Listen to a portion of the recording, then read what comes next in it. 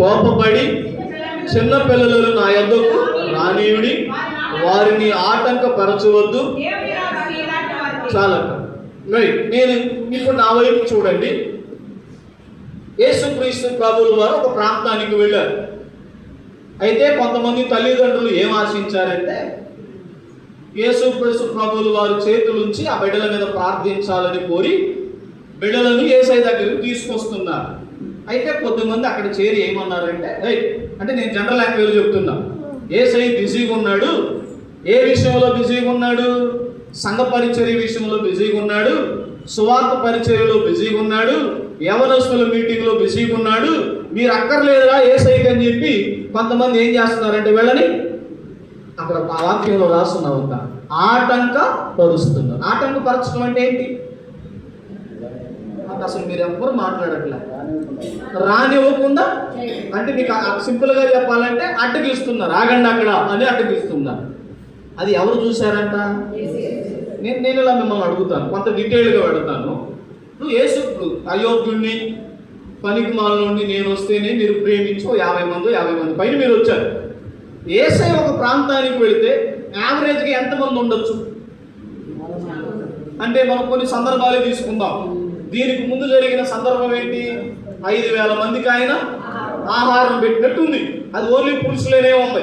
నేనేమనుకుంటున్నానంటే అన్నోళ్ళు 5,000 మంది ఉంటే అక్కవాళ్ళు ఎంతమంది ఉంటారో, అర్థమవుతుందా? పిల్లలు ఎంతమంది ఉంటారో. సరే, మనం అందరిని పక్కన పెట్టేసి 5,000 మందినే తీసుకుందాం. 5,000 మంది యేసయ్య దగ్గర ఉన్నారు. అందరి మధ్యలో ఎవరున్నారు? యేసయ్య ఉన్నాడు.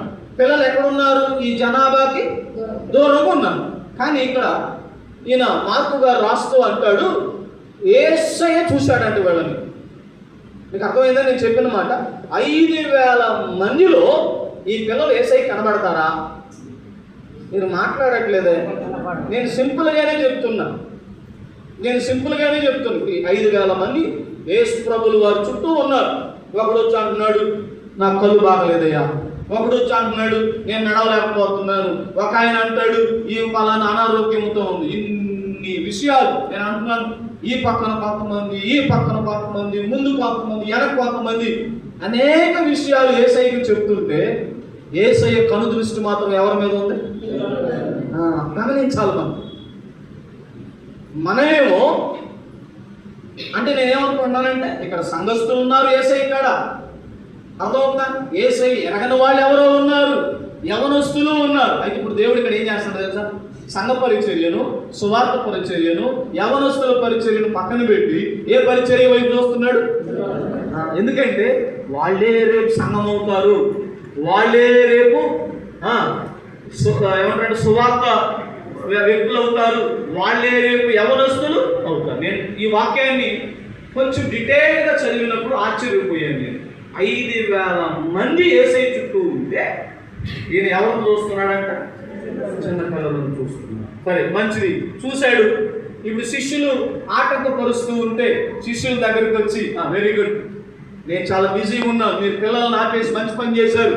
ఆ పిల్లలు వచ్చేస్తే నేను కుంటోడిని బాగు చేయలేను, గుడ్డోడిని బాగు చేయలేను, అస్వస్థతలో వచ్చిన వాడిని నేను స్వస్థపరచలేను, మీరు ఆ పిల్లల్ని ఆపేసి మంచి పని చేశారా సబాస్ అన్నాడా? వాళ్ళు చూసి ఏమన్నాడు? చెప్పండి ఆ మాట. యేసు ప్రభువుల వారు కోపపడిన సందర్భాలు బైబిల్లో ఎక్కువ ఉంటాయా తక్కువ ఉంటాయా? చాలా తక్కువ ఉంటాయి. నాకు తెలిసిన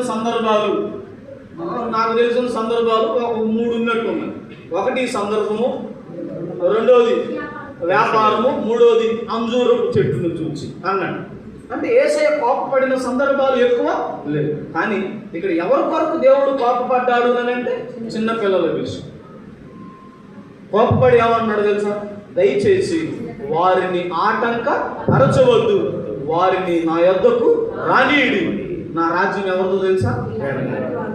అయితే ఒక మాట అడుగుతాను, ఇక్కడ ఈ చిన్న పిల్లలను ఆటంకపరిచింది ఎవరు? చెప్పండి. శిష్యులు. మనమందరం ఎవరిని? శిష్యులు. ఈరోజు దేవుడు మనతో మాట్లాడుతున్న మాట ఏంటో తెలుసా?